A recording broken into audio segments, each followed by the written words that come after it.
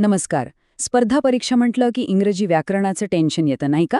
पण अजिबात काळजी करू नका.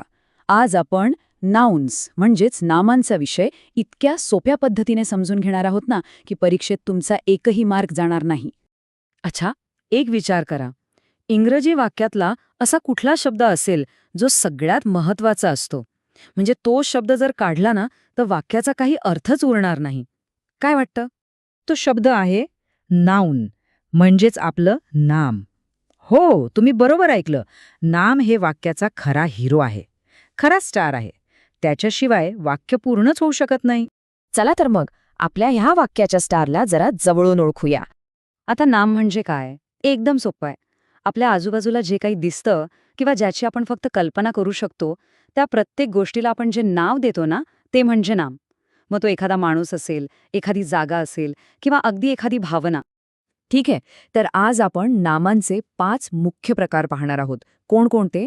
तर सामान्य आणि विशेष नाम, मग समूहवाचक आणि पदार्थवाचक नाम, आणि सगळ्यात शेवटी भाववाचक नाम. चला तर मग एक एक करून सुरुवात करूया. हे जे 5 प्रकार आहेत ना, हेच नामांचे 5 स्तंभ आहेत. हे समजले की नामांवर तुमची पकड पक्कीच झालीच म्हणून समजा. तर हे आहेत ते 5 प्रकार: common noun, proper noun, collective noun, abstract noun आणि मटेरियल नाउन. आपण अगदी सोप्या म्हणजे कॉमन नाउनपासून सुरुवात करूया आणि हळूहळू ॲब्स्ट्रॅक्ट नाउनसारख्या थोड्या वेगळ्या संकल्पनांकडे जाऊ. चला सुरुवात करूया पहिल्या जोडीने, कॉमन नाउन आणि प्रॉपर नाउन, म्हणजेच सामान्य नाम आणि विशेष नाम. नावावरूनच यांच्यातला फरक तुमच्या लक्षात येईल. फरक बघा किती सोपा आहे. मी जर राजा म्हणजेच किंग असं म्हटलं तर तो कुठलाही राजा असू शकतो, बरोबर? म्हणून ते झालं कॉमन नाउन. पण मी जर अशोक असं म्हटलं तर लगेच आपल्याला एक विशिष्ट राजा आठवतो, म्हणून अशोक ही झालं प्रॉपर नाउन.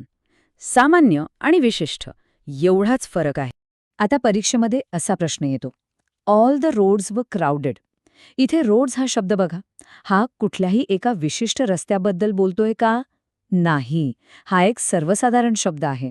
म्हणून अगदी बरोबर, हा आहे कॉमन नाउन. आता या उलट हे वाक्य बघा, Mumbai is the capital of Maharashtra. इथे मुंबई आणि महाराष्ट्र ही काय आहेत? ही विशिष्ट ठिकाणांची नावं आहेत, म्हणून ही झाली प्रॉपर नाउन्स. आणि हो, एक सोपी ट्रिक नेहमी लक्षात ठेवा, प्रॉपर नाउनची सुरुवात नेहमी मोठ्या लिपीने म्हणजे कॅपिटल लेटरने होते. परीक्षेसाठी हा खूप मोठा क्लू आहे, विसरू नका. चला आता पुढच्या जोडीकडे वळूया. आता आपण बोलणार आहोत समूहांबद्दल आणि वस्तू ज्या पदार्थांपासून बनतात त्याबद्दल, म्हणजेच कलेक्टिव्ह नाउन्स आणि मटेरियल नाउन्स. कलेक्टिव्ह नाउन म्हणजे समूहवाचक नाम. याची गंमत माहितीये काय? हे एका संपूर्ण ग्रुपला दिलेलं एक नाव असतं. म्हणजे खूप सारे खेळाडू मिळून काय बनते? एक टीम. ती टीम म्हणजेच कलेक्टिव्ह नाउन. आणि ही काही उदाहरणं तर पाठच करून ठेवा, कारण परीक्षेमध्ये ही हमखास विचारली जातात. विद्यार्थ्यांच्या ग्रुपला म्हणतात अ क्लास ऑफ स्टुडंट्स. सैनिकांच्या ग्रुपला म्हणतात एन आर्मी ऑफ सोल्जर्स. आणि हो, सिंहांच्या ग्रुपला ए प्राईड ऑफ लायन्स म्हणतात. खूप. आता एक प्रश्न तुमच्यासाठी. He was afraid to see a blank of lions. काय येईल इथे? ग्रुप? नाही. लॉट? अजिबात नाही.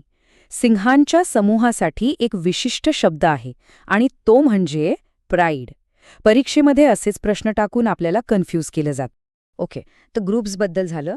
आता आपण बोलूया वस्तू ज्या कच्च्या मालापासून किंवा पदार्थांपासून बनतात त्याबद्दल.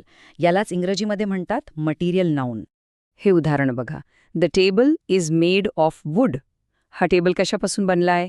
लाकडापासून. मग वूड हा तो मूळ पदार्थ झाला, तो कच्चा माल झाला, म्हणून वूड हे झालं मटेरियल नाउन. सोप्पा आहे ना? आतापर्यंत आपण ज्या नामांबद्दल बोललो त्यांना आपण पाहू शकतो, स्पर्श करू शकतो. पण आता आपण अशा नामांच्या जगात जाणार आहोत ज्यांना आपण फक्त अनुभवू शकतो. हो, आपण बोलणार आहोत कल्पना, भावना आणि गुणांबद्दल, म्हणजेच ॲब्स्ट्रॅक्ट नाउन्सबद्दल. जसं की प्रामाणिकपणा म्हणजे हॉनेस्टी किंवा शहाणपण म्हणजे विजडम. या गोष्टींना आपण हात लावू शकतो का? नाही, आपण त्या फक्त अनुभवू शकतो. याच न दिसणाऱ्या, स्पर्श न करता येणाऱ्या संकल्पनांना ॲब्स्ट्रॅक्ट नाउन असं म्हणतात. आणि परीक्षेसाठी ही गोष्ट खूप महत्त्वाची आहे. ॲब्स्ट्रॅक्ट नाउन्स बनवतात कशी? तर अनेकदा वर्ब म्हणजे क्रियापद किंवा ॲडजेक्टिव्ह म्हणजे विशेषणाला काहीतरी प्रत्यय म्हणजे सफिक्स लावला जातो. उदाहरणार्थ डिस्ट्रॉय हे क्रियापद आहे, त्याला TION लावून डिस्ट्रक्शन हे ॲब्स्ट्रॅक्ट नाऊन तयार होतो. हा प्रश्न बघा, असाच प्रश्न परीक्षेत येतो. डिस्ट्रॉय या शब्दाचं नामरूप कोणतं? बरोबर, डिस्ट्रक्शन. कारण TION हा प्रत्यय लागल्यामुळे ती एक क्रिया राहत नाही, तर ती एक संकल्पना बनते. चला, तर आपण आत्तापर्यंत जे काही शिकलो ते सगळे एकत्र करून काही महत्त्वाच्या टिप्स बघूया, म्हणजे परीक्षेमध्ये नामांवरचा कुठलाही प्रश्न आला तरी तो सुटलाच पाहिजे. ही आहे तुमची फायनल चेकलिस्ट. परीक्षेत नामाचा प्रश्न आला की शब्दाकडे बघून स्वतःला हे प्रश्न विचारा. 1. हे सामान्य आहे की विशेष? 2. हे एखाद्या ग्रुपचं नाव आहे का? 3. ही एखादी भावना किंवा कल्पना आहे का जिला आपण स्पर्श करू शकत नाही? आणि हो, ॲडवाईस सारख्या अनकाउंटेबल नाउन्सकडे विशेष लक्ष द्या. ॲडवाइसेस असं कधीच होत नाही. ही चेकलिस्ट तुम्हाला नक्कीच मदत करेल. तर आता नामांचं रहस्य तुमच्या लक्षात आलंय नाही का? आता जेव्हा कधी तुम्ही इंग्रजी वाचाल किंवा ऐकाल तेव्हा तुम्हाला शब्दांकडे बघण्याचा एक नवीन दृष्टिकोन मिळेल.